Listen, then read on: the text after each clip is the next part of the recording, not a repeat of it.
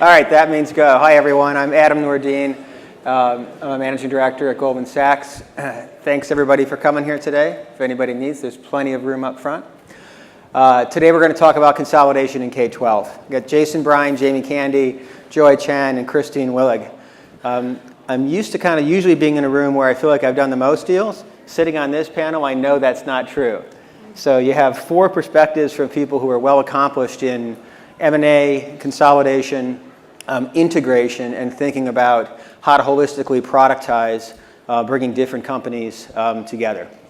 So why don't we dive right into it? We're going to start at a high level and talk about consolidation and really where are the opportunities in both technology and services in K-12.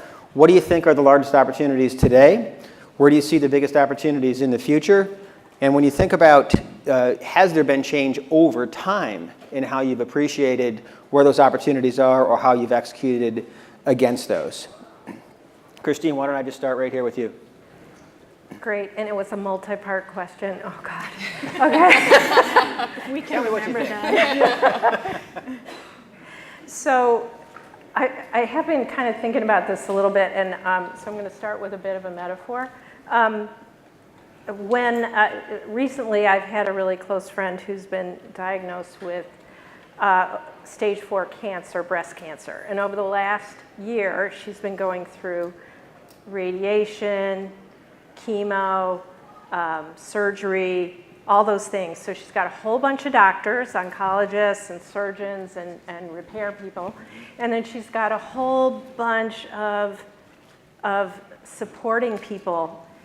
And I go to bed at night, think about my friend, and think, golly, I hope all of those people are communicating with each other. So is the oncologist really talking to the radiologist and really conferring with the oncology nurse, et cetera, et cetera? Why am I saying this? I feel the same way about K-12. I think the changes that are happening for the better and the opportunity in K-12 is where diagnosis can get more precise, and then remediation and fixing the problem can be more targeted and more efficient.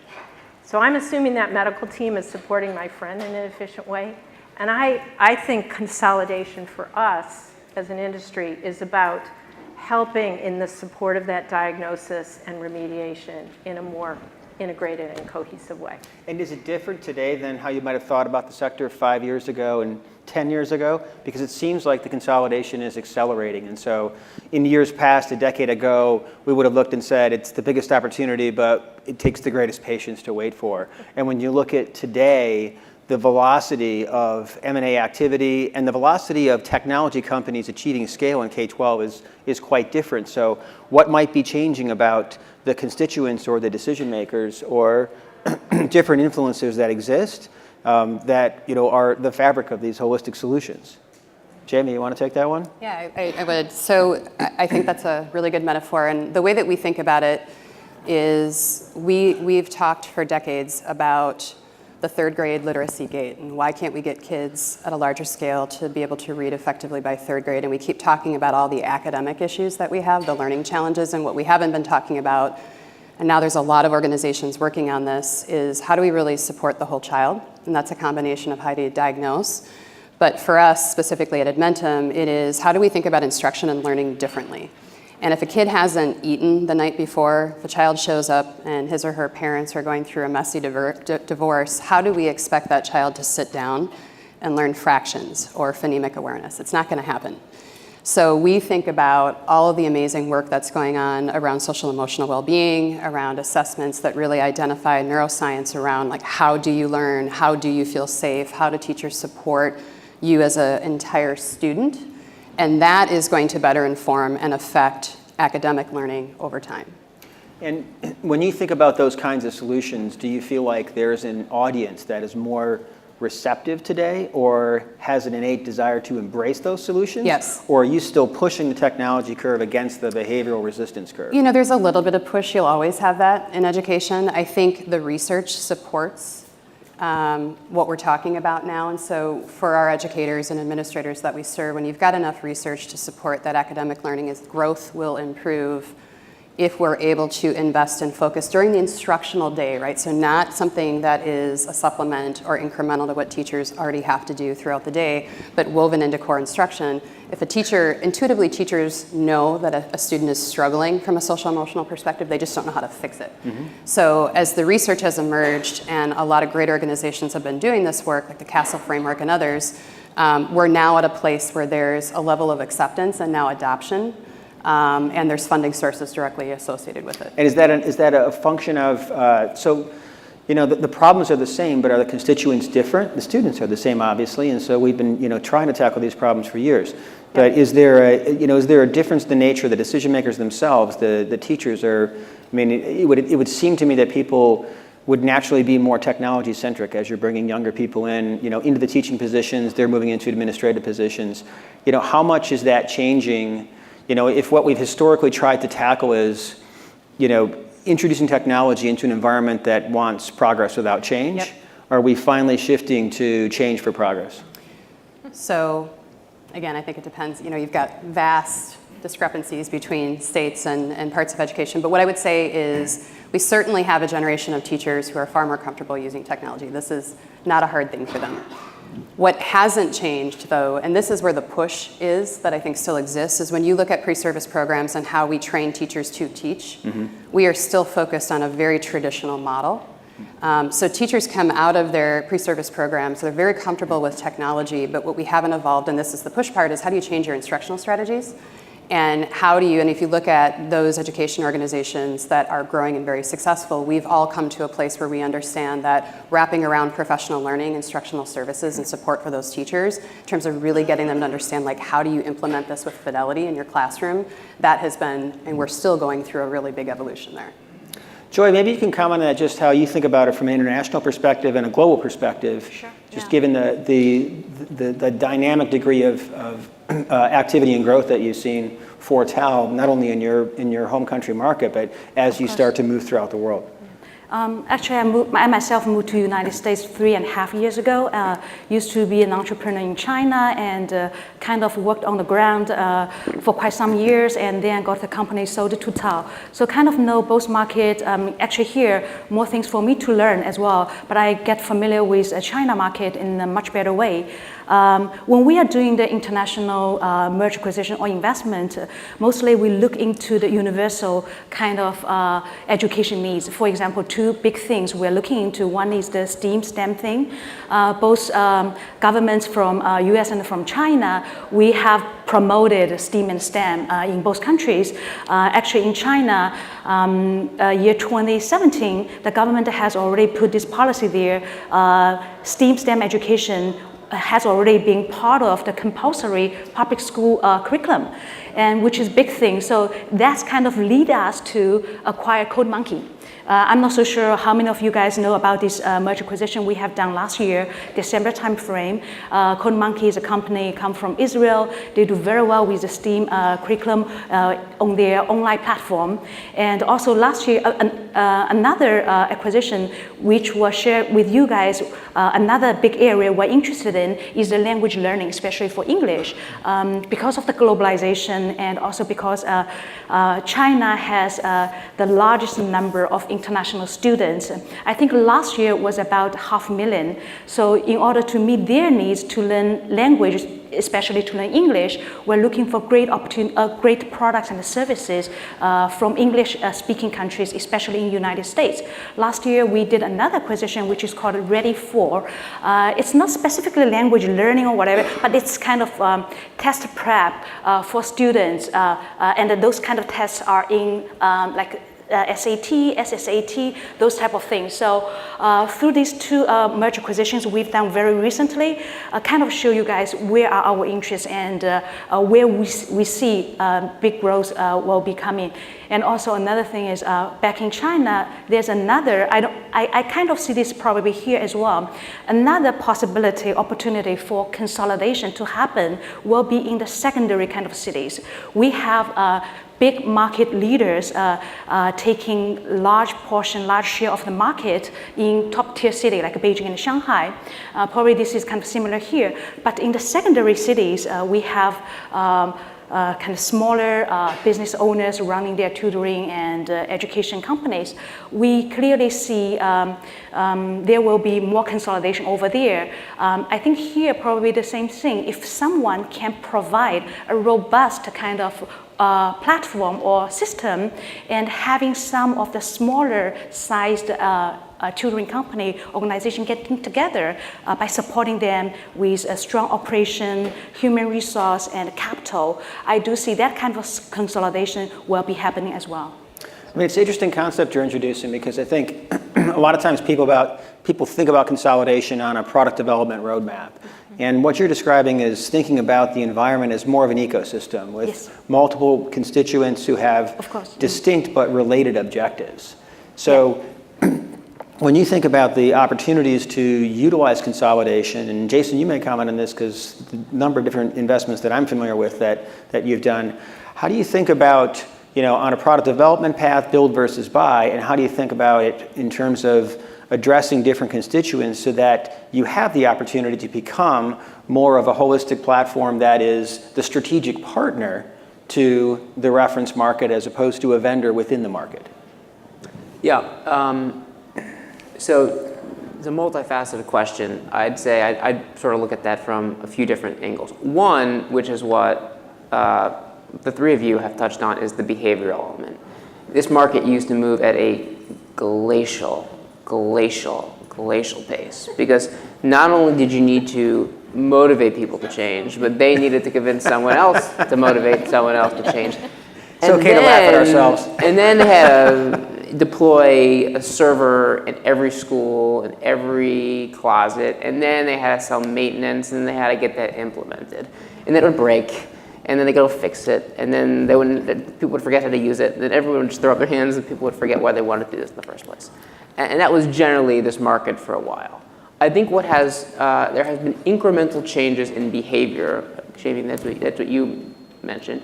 Incremental changes in desire to make global investments, so TAM expansion, but a step function change in technology delivery. And I believe that has actually been a critical driver, probably not the most important driver, but the most important impetus for driving consolidation. Suddenly you have public cloud, Amazon Web Services, Azure, the Google Suite. You get started overnight. It's easy to use. There's no technical implementation. There is a user implementation and a behavioral change element to it. And suddenly the flywheel gets going. And suddenly you see success. And suddenly you have buy-in. And then suddenly that informs your product roadmap. And then suddenly you have a much more democratized system where the best products that get traction the quickest have a voice and a forum. And so all of that impacts product roadmaps. And all of that impacts build versus buy decisions. And now suddenly buying all of a sudden makes much more sense, because the thing you want to buy may have very well been developed elsewhere because it could be. Jamie, let me ask you a question. As we think about technology, I think Jason's identified, so cloud and software are important catalysts for the opportunities in consolidation. How do you think about data analytics and the role that it plays, and in particular assessment, curriculum, the relationship between the two, and ultimately how that's linked to the instructional path? Is data analytics an expansion opportunity, or is it something that actually brings together different solutions to create more impact, which drives more growth? Was that me? Did you say Jamie? I did. Yeah. So thank you. I think it's the latter of your two examples. So and it's also table stakes, right? So what you're seeing is a level of comfort now with, everybody's got digital tools in their classroom. Everybody's using some form of formative assessment. And what people are asking for is, how do I make sense of all this data? Like, all of you operators, companies, come to us as educators, as administrators, and help us make sense of all of this data. So I see it as both an expansion, but I also see it as a market expectation as we move forward. districts don't know, and I'm speaking from a K-12 perspective, districts have a really hard time articulating what they want to do with the data. Like they know they want to see longitudinal data about a student over time, right? And they know that they want these products to be more interoperable and work together. The next piece of that, which is the real expansion, is how do you get them to actually influence their instructional strategies, like how they run their schools from that data? We see that as a significant expansion opportunity, but the way that we look at it at Inventum is everything we do is an integration of adaptive assessment and instruction. And you can't really personalize learning for kids unless you're constantly measuring where that student is at. That's a ton of data. So how do you make sense of all that data? And as a teacher on a daily basis with 30, 35 kids sitting in your classroom with all this data coming at you, like how do you decipher that? And that's something I think you guys are doing really, really well. And yeah, that's actually the core value proposition of Illuminate Education. We are at the center of so much data analytics and visualization. And the visualization part is critical because teachers look at a wall of numbers and it's frightening, all right? And so the ability to understand both Susie, the individual, your class, and as a principal, your school, I do think data and analytics is one of those elements that's bringing about the consolidation, back to our big theme here, because Mr. Jones can't make it in his garage in the same way that certain curricular products were conceptualized in because he was a really good teacher.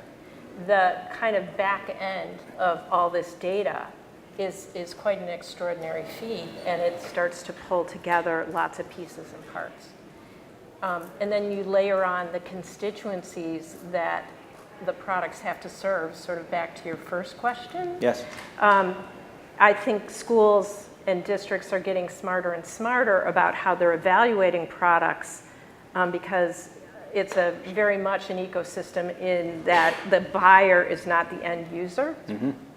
And I was just in a school a couple weeks ago where students were the agents of their own data.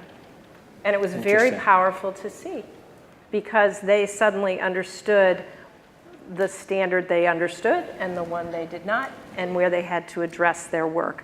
That's the beginning of true personalized learning. So some of these solutions are only viable because of the cloud, because of ed tech, and some of these solutions are beginning to catch hold in school districts as what the promise of ed tech is for their lives as educators. So as you think about consolidation, I mean, it's in the way you're describing it, in this, I mean, this across the entire group, you have a series of catalysts. So is consolidation really the cause, or is consolidation the result?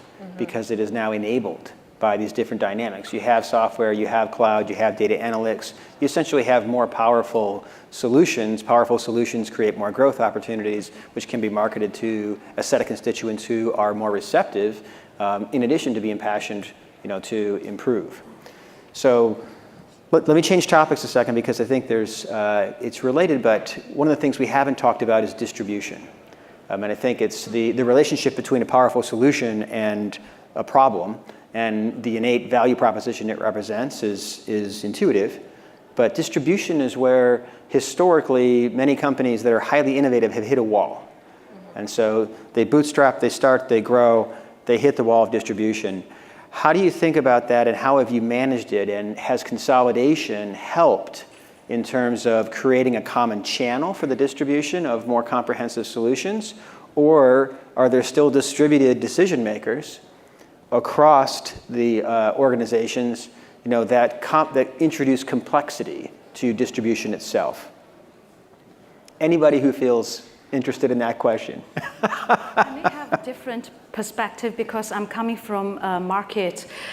We are selling to different types of customers. Here, probably most of you guys are selling to school districts, but for us, back in China market, to C is the largest kind of market we're targeting. So we're talking about students and their parents. Actually, those will be the people pull out the credit cards and pay for the tutoring services and the products.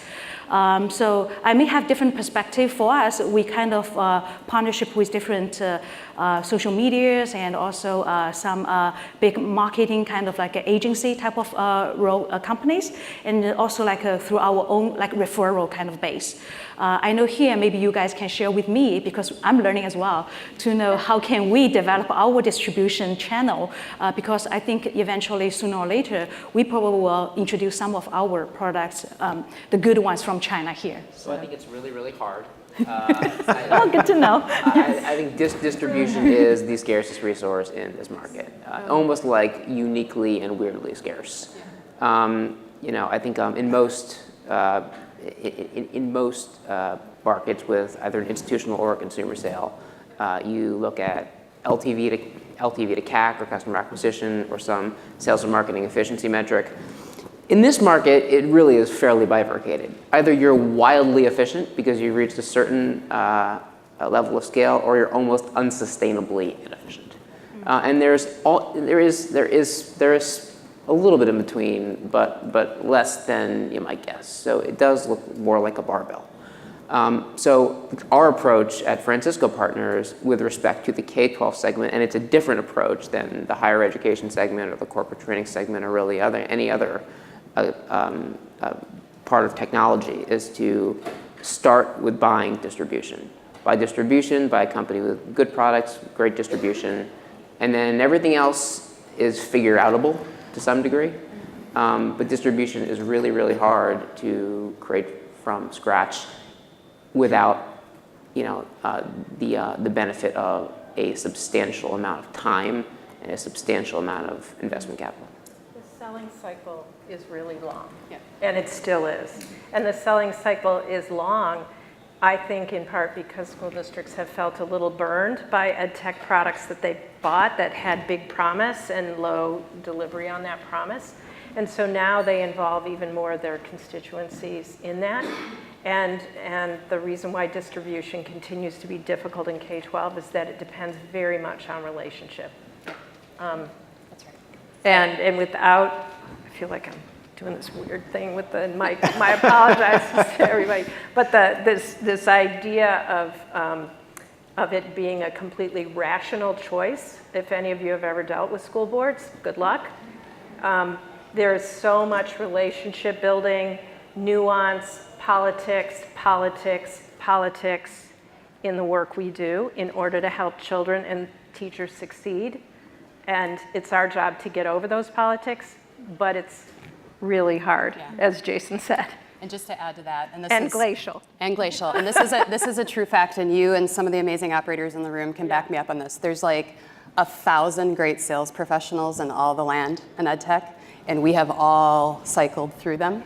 And so when we talk about how hard it is to scale distribution, we're like, it's very serious. We have 150 sales professionals that work, and we have amazing sales professionals at Edmentum. What I think is interesting, though, that is a little bit of a transition, is more companies are working better together.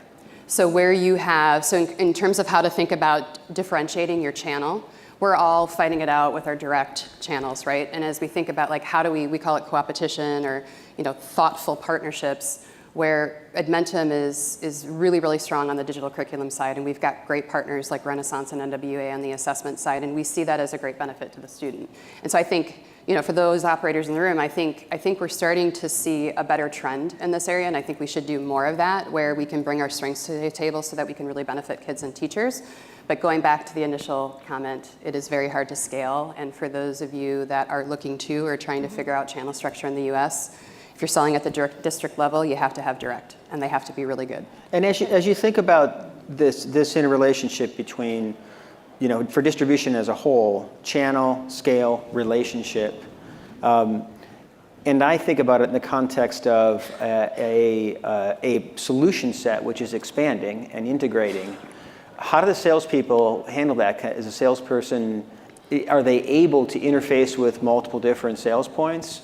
Who may focus on different either assessment or curriculum specializations, or how have you each managed that? Since I think I'm certainly getting the appreciation that the salespeople are a scarce commodity. Yep. And so, but there are a lot of different dimensions to what makes sort of the ideal person. So we have tried a lot of different experiments in this. What we find is somebody who has come up through education and has been in a leadership position within K-12, we can develop to be a great sales professional. And so we would rather hire from the industry and develop those sales competencies. We think because we mostly have generalists, which is you're selling across our full portfolio as a sales professional. And then we augment you with really great experts, researchers, we kind of pre-sales professionals from both a technical and an academic perspective that help you strengthen your expertise over time. And we found that to be the model most effective.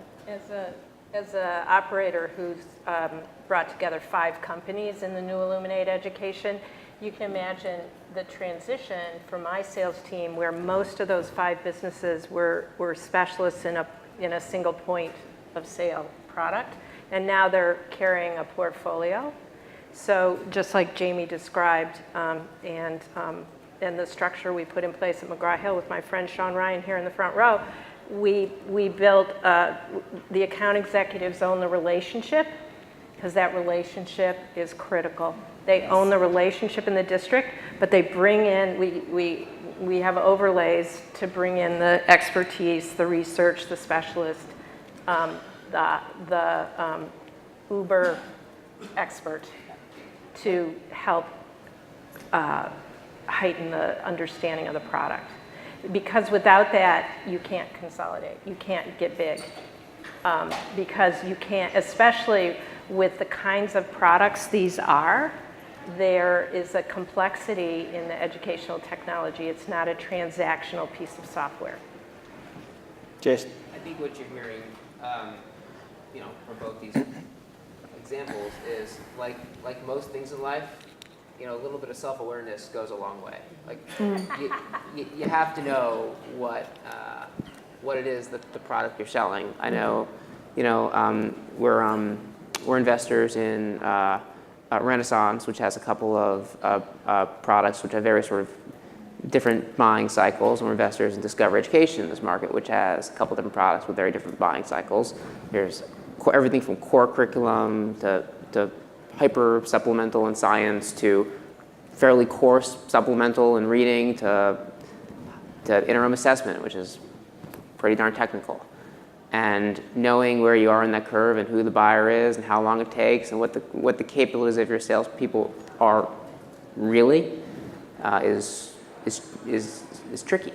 It's tricky. So I think before you put too much in the bag, and try to cut down your costs and become hyper efficient, you gotta be aware you gotta be very, very aware of what you're trying to do. So really interesting topic I want to hone in on there, because I think as people talk about consolidation, a lot of times what we think about is leverage, and how do I get more leverage out of the system? How do I put more things in sort of the toolkit in the bags? It's described a lot of different ways. Another thing that they tend to talk about in the thesis consolidation is cost savings. And so how do you think about cost savings and what is achievable and how to strike the right balance? Because this, from my perspective, and having been an observer, not an operator, I've seen cost cuts drive great efficiency and margin expansion, and I've seen cost cuts result in enormous value destruction. So, anybody, Jason, do you want to comment on that? Because I know you guys have tackled this in a few different ways. Come on, you're the P guy. You can talk about cost cuts. The private equity guys. guy seems like calling that guy. So I think you have to be very nuanced in your analysis of cost synergies in this segment. Education software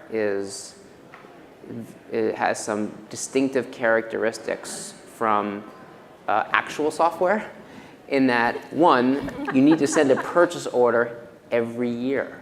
You actually have to renew your business every year. You have to resell it every year. That stinks. It's way better to not have to do that, but you do have to do that, right?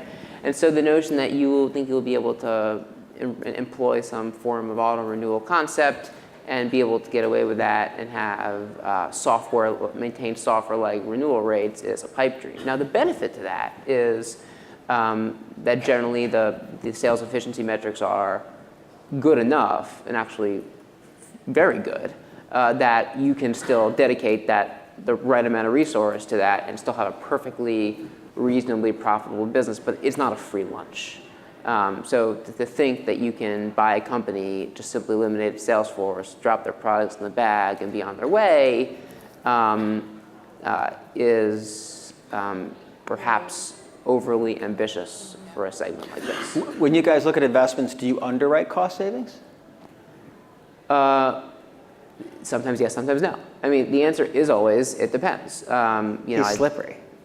It depends. It depends. I would say there are some deals which are entirely premised on buying a similar product, and because there's duplicative distribution, there's duplicative G&A, and combining them and enjoying an earnings bump. I would say the reality in this market is those are far fewer and far less value accretive than product tuck-ins, which tend not to have immediate cost synergies, aside for some sort of modest back-end G&A reductions, but can really drive revenue growth. The one thing that we see in the world of technology, which I do believe does extend to education technology, is the premium paid for profitable growth from an enterprise value standpoint.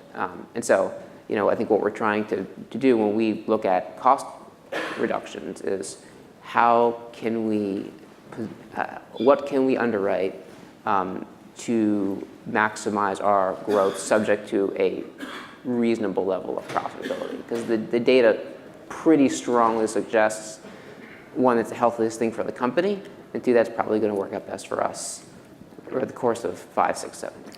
So now you've gone somewhere really interesting, which is valuation. Yeah. So let's talk for a moment about valuations and competitive dynamics. And I think this is something that each person here has seen from a variety of dimensions. Some people are of the point of view that valuations have continued to escalate, maybe even beyond what's reasonable for the opportunities in the space. Other folks take the point of view that the opportunities that are being opened up by all these dimensions, which are scale, opportunities for efficiency, expanded value proposition, and maybe even the blending of TAMs that were historically seen as discrete pockets of funding, actually reveals that these are high return investments, even when multiples are getting into kind of the mid-teens or higher. And so, Joy, maybe you can comment about it, because I think the kind of being in the seat of driving M&A and seeing a highly active and therefore competitive set, across the U.S., the seat that you oversee. Yeah. How do you all think about valuation, and how forward-looking is your view on the opportunity? Well, first of all, I have to say, coming from China, I see the valuation here is much more reasonable.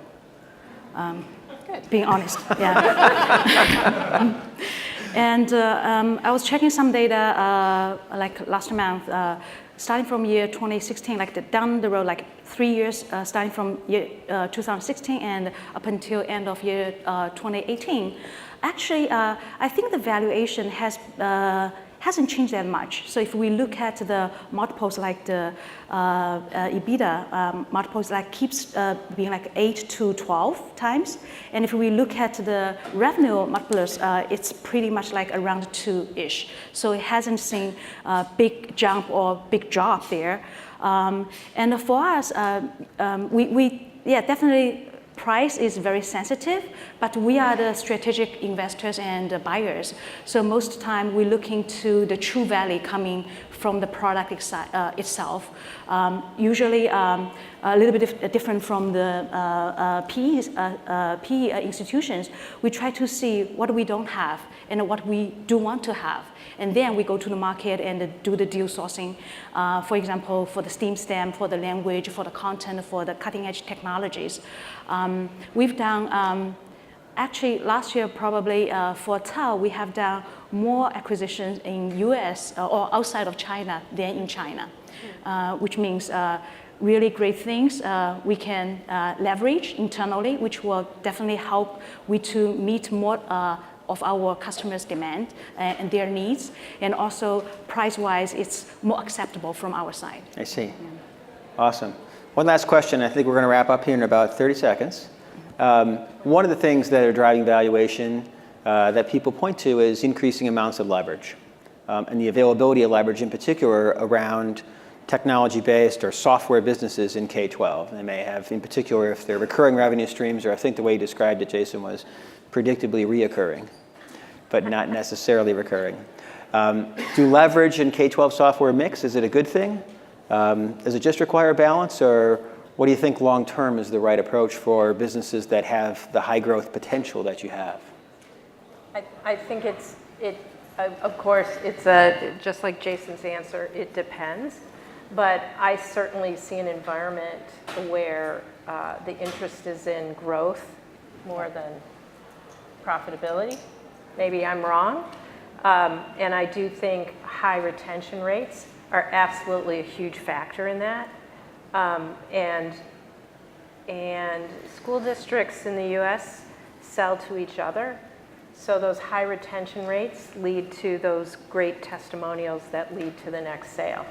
And if you talk to, and we all know it's very localized by state, and the account executive is going to work really hard to get that first account in that state, make them the most fabulous evangelist, and leverage that. So those kinds of abilities to show in your financials that you can grow, you can do it profitably, and you can break into a new state, I think are all variables that are really important in valuation. I think the other part from a leverage perspective is, yes, the software as a service subscription products, the high margin, the recurring nature, that's one part. But as you look at the way the market's shifting, and especially at the district level, how important services is to support that retention rate, and how many of us as operators have made our services far more recurring than they historically were. And so as you think about that, as you look at the total business and some of the companies that you're looking at as an investor, I would just tell you to look more closely at the recurring nature of services and kind of how strategically companies are moving in that direction, whether it's virtual instructional services or how we're packaging professional learning in tandem with our subscription products. Because I think that warrants, as we look at some of the leverage and we think about those ratios, I think there's some interesting things that recent transactions have shown by way of having some level of respect for the fact that we're making services far more recurring than they were before, because we have to. We have to sell services into the district, and that has to be part of the total solution. And as much as we can make that recurring, all of us are kind of running in that direction. There's so much teacher turnover. Yeah. Excellent. So if you don't do that, and teachers are turning over at a very high rate these days, then you're going to lose that retention. Yeah. Excellent. Thank you. All right. Well, four great visionaries, each in their own right up here. Thank you for joining us today. And I'm sure if you have more questions, you can find them outside.